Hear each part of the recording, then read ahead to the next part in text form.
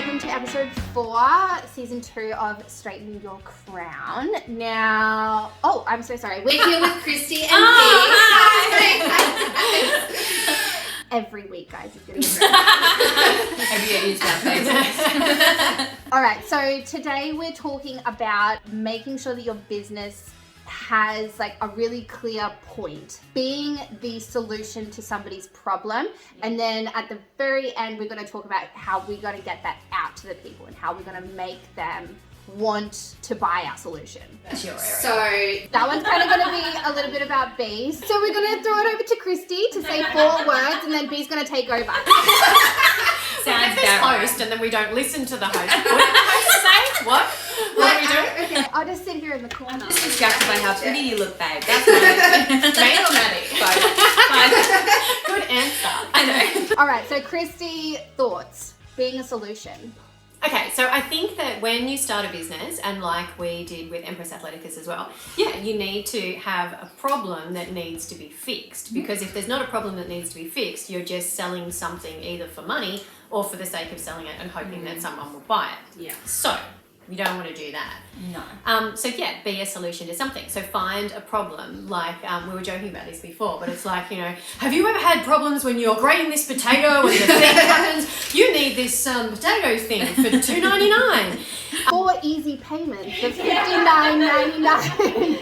And with your potato thingy comes, So I think, you need to find a problem. And I think easily, if there's a problem that you have or an issue that you're having with something, where it's like, I really love these leggings, but I wish that they were just, I wish that they were higher waisted, or I wish that they had more support around here, or I wish that my bottom didn't look low in these, or whatever it is. Find an issue that you're having. And I think you obviously need to be passionate about what it is that you're doing as well. There's no point selling cups if you hate cups. I'd like to just drop it in the comments if you hate cups. I want to meet you. I think, initially find a problem, and then if you can come up with a solution for that problem, and the more people that have this problem, the more people are going to need this solution that you're going to come up with. I think that's... Oh, sorry. I was just going to say... No, I was actually going to throw it to you. I was going to do hosting and be like, hey, Bee, you're really good at this. Tell us more about it.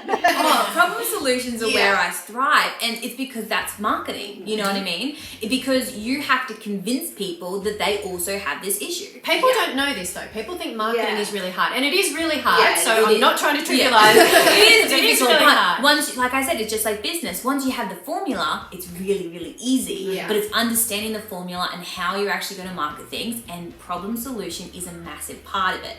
So, for instance, let's continue to use this potato grater. And the reason doesn't everybody have that problem?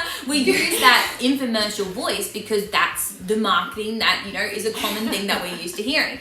And you watch those things and you go, I didn't even know I had that problem, but now I do. I also need that potato grater thing. And that is marketing, convincing your audience that they either have this problem already, or convincing them that they didn't even know they had a problem, but now we have a solution.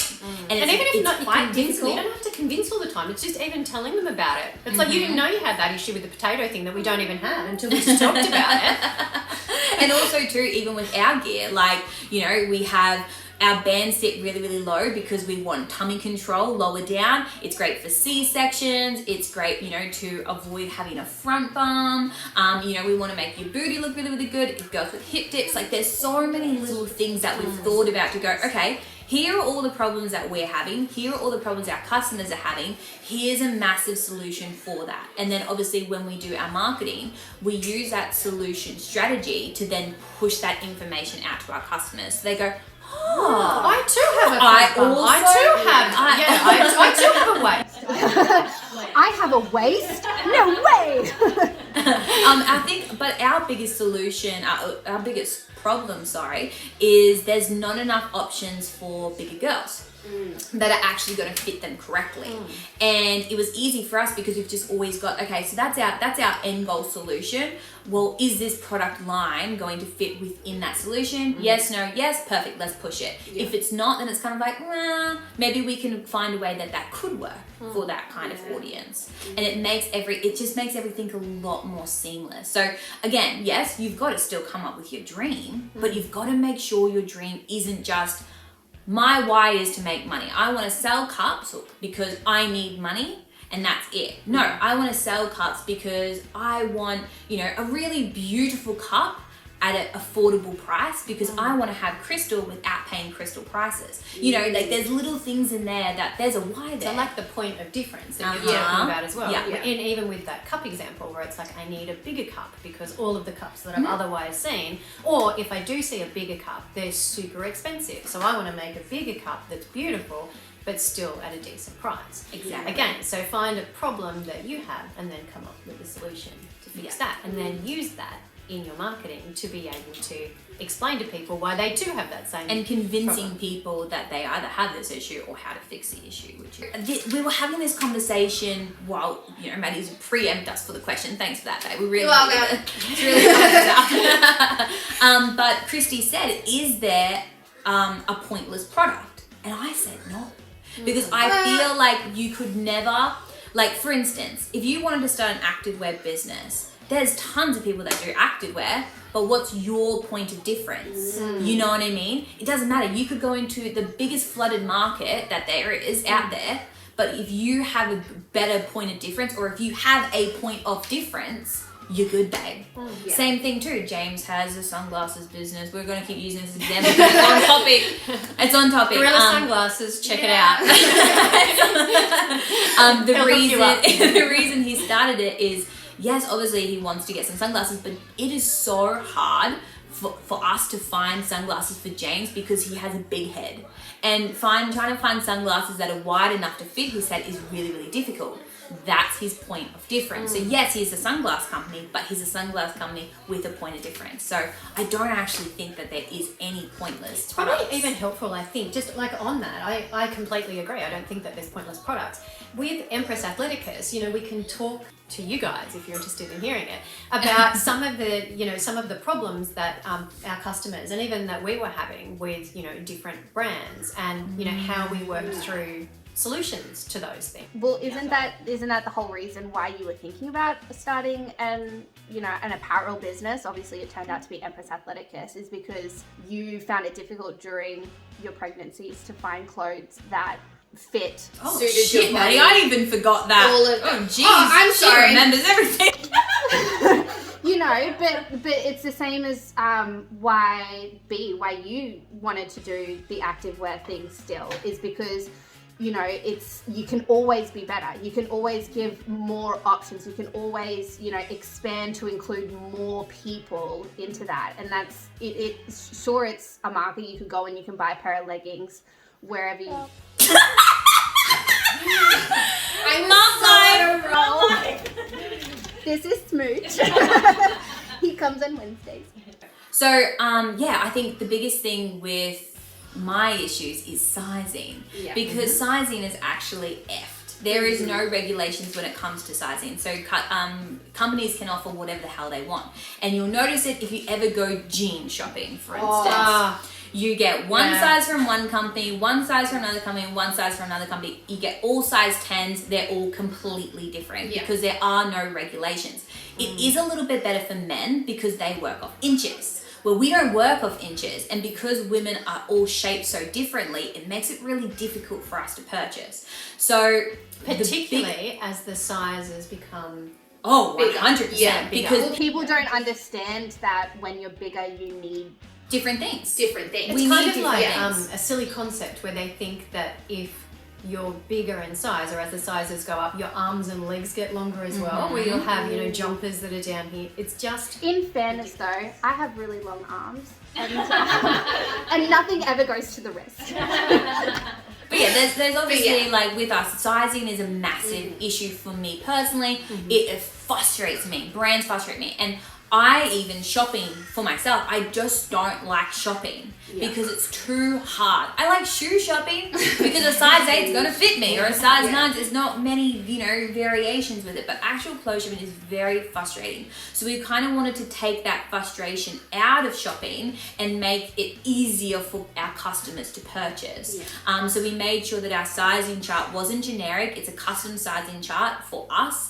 Meaning that it's going to be based on your measurements, that is the size that you buy. And obviously having the amount of stretch that we have, we can cover so many in-between sizes and offer so many variations for so many different people. So activewear is also very easy for us to wear, and that's why I personally love wearing anything stretchy because I've got room to move. Yeah, absolutely. You...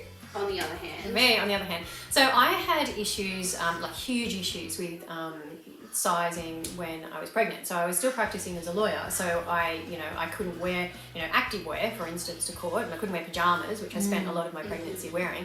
And I know that you're only pregnant for a short period of time, so I get that concept. But still, there's a fluctuation, a huge fluctuation of sizing, all the way up and then all the way back. And I just thought there was huge inequality. So if I wanted, as my size became larger, as I got bigger, I found it really, really difficult to find sizing for anything. Or what was available to me, I had to look absolutely ridiculous. So I love wearing my Q dresses, I've got my Michael Kors handbags and all of those things. Suddenly I'm pregnant, I'm a bigger size, and I have to wear, I don't know, a black dress covered in red hearts with frills all over it. Beautiful. What is this? That's lawyer. This is my new. So any style that I had, I now couldn't have anymore because of my size. First problem. Second problem, you walk into, say, any Westfield or any Stocklands or any of those. How unfair is this? Pretty much every store in there caters for, say, size 8 to 12. But then if you're beyond that, your sizing becomes quite difficult, or you're not catered for at all.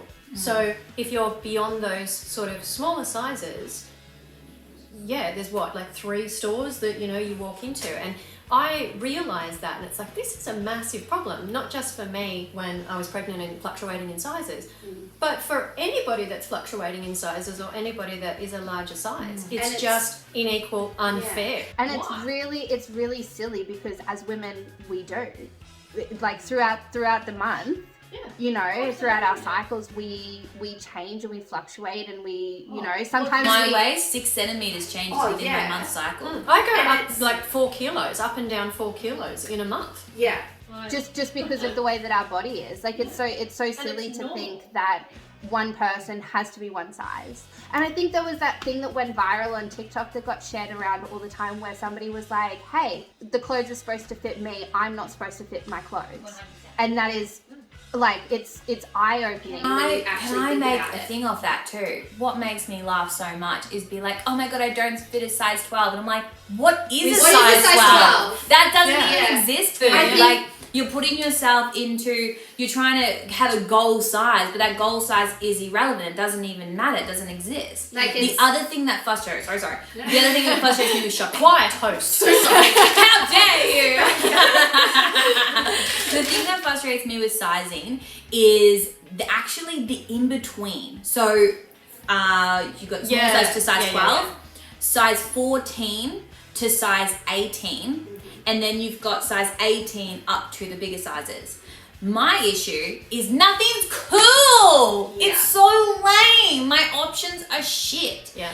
A City Chick, I quite like City Chick because every now and then I find a decent piece. This is from City Chick, and it fits my arms alright, but I'm an extra small at City Chick.